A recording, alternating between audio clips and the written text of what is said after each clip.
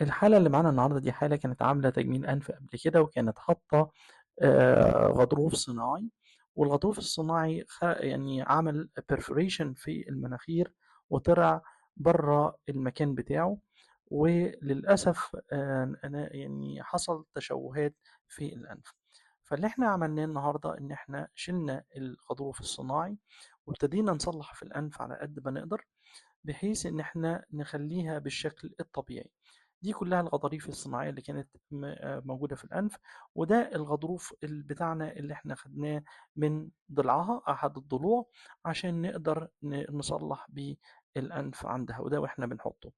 هنسيب لكم دلوقتي الصور البوست اللي هي ما بعد العملية، وإن شاء الله تنال أعجابكم بإذن الله. شكرا.